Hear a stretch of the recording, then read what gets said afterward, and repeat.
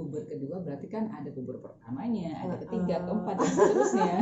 Banyak banget ya. Banyak ya. Nah itu gimana tuh kami? Iya, jadi kalau kita bicara puber ya, puber kedua itu kita kan banyak yang bilang ada nggak sih puber kedua itu sebenarnya memang itu disebut puber kedua atau gimana gitu ya. Nah jadi kalau kita kembali kepada pengertian puber ya, sebenarnya kan pubertas itu adalah masa di mana sistem reproduksi kita itu sudah mulai matang. Jadi itu biasanya terjadi pada usia remaja ya, 10 tahun ya sampai 15 tahun kan begitu. Jadi kalau pubertas itu yang terjadi pada saat remaja itu kan dia lebih kepada faktor fisiologis ya, faktor fungsi organ tubuh, sistem reproduksinya. Tapi kalau puber kedua itu sebenarnya dalam medis nggak ada tuh istilah puber kedua sebenarnya. Ya, puber kedua itu beberapa pakar psikologi menyebutnya sebagai satu fase di mana seseorang itu berperilaku seperti layaknya remaja kembali. Ada yang bilang sebagian itu adalah fase menolak tua. Iya, kalau ada yang bilang menolak lupa, ini menolak tua. Iya.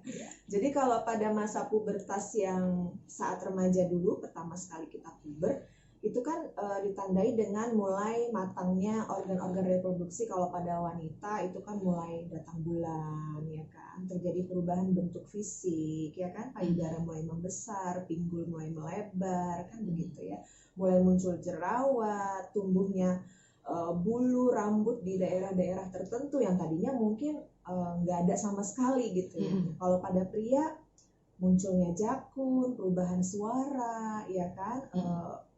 Badan semakin kekar kan seperti itu ya. Nah tapi kalau pada dan itu juga memang disertai dengan perubahan psikologis sih memang. Nah jadi perubahan psikologis pada masa pubertas pertama dulu itu kan kita suka kemudian gitu ya, suka kemudian sensitif gitu, emosi nggak stabil kan seperti itu. Nah pada saat puber kedua nih yang orang sebut puber kedua itu muncul kembali gitu, kemudian sensitif gitu ya kan, terus mulai muncul kekhawatiran ya kan akan tua seperti apa. Nah, tetapi ada juga sebagian yang justru gairah semangatnya menggebu-gebu, jadi mempercantik diri, ingin kelihatan cantik ya kan, nggak kepengen kelihatan tua. Nah seperti itu. Jadi kalau bisa disimpulkan, puber kedua itu sebenarnya dalam medis nggak ada istilah puber kedua ya, tetapi banyak orang menghubungkannya dengan premenopause. Ini kan lanjutan ya dari obrolan kita 2 minggu yang lalu ya Mbak Rin ya. Kita kemarin bicara soal menopause ya, premenopause, pasca menopause. Nah ini lanjutannya. Jadi kalau kebanyakan orang juga menghubungkannya dengan premenopause. Jadi sepertinya puber kedua ini munculnya pada masa-masa premenopause, menjelang menopause. Jadi pada usia di atas 30 sampai 40 tahun. Tapi tidak semua loh orang mengalami puber kedua. Ada juga orang yang sampai menopause, sampai tua yang nggak ada tuh puber kedua, nggak ngulang gitu. Lurus aja gitu ya hidupnya gitu ya. Nah, jadi puber kedua ini memang lebih dekat hubungannya dengan faktor psikologis sih daripada fisiologis sebenarnya. Oke. Dan orang taunya kalau yang namanya puber kedua itu banyaknya cowok, pria. Iya, orang sebutnya gitu ya. Padahal sebenarnya wanita juga mengalami loh. Begitu. Apa sih? Iya. Yang bikin mereka ini puber, dan mereka kita lah ya. Mana kita tahu. Bicarain kita nggak sih? kita gibahin diri sendiri nih, ngomongin diri sendiri. Iya, daripada gibahin orang kan lebih banyak dosanya, kita gibah sendiri aja. Apa sih yang menyebabkan kita mengalami puber kedua itu? Ya. Nah, katanya bucin ya. Sebagian jadi bucin juga ya sama pasangannya ya, overprotective banget gitu ya kan. Nah, jadi kalau dari segi kesehatan ya medis itu kan memang ada perubahan hormon ya. Kalau pada wanita estrogen ya, hormon estrogen.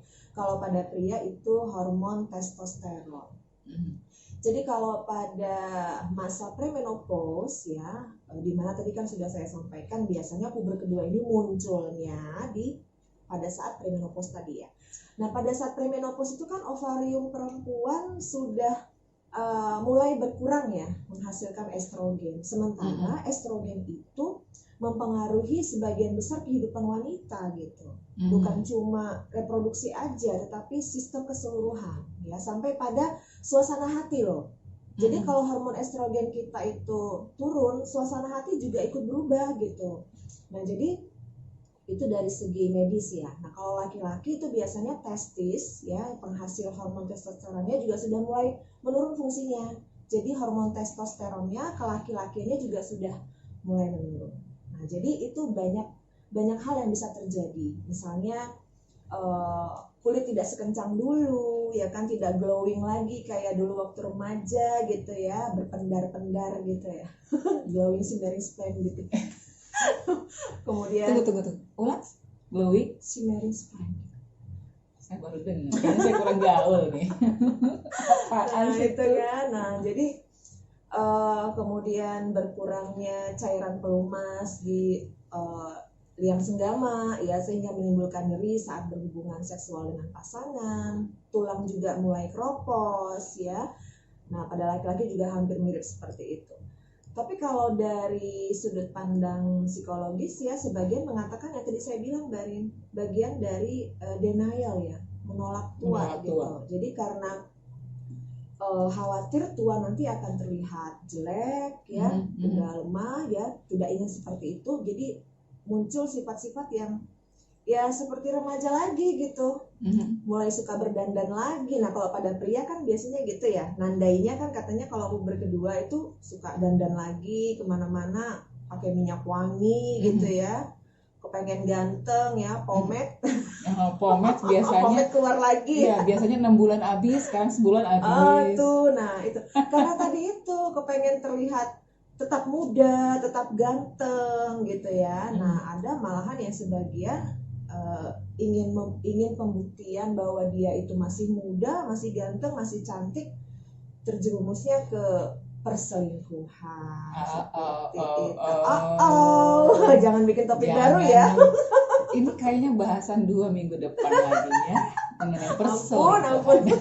Oke, gimana ciri-ciri dan permasalahannya di puber kedua nanti, termasuk itu perselingkuhan ya. Nanti kita bahas ya.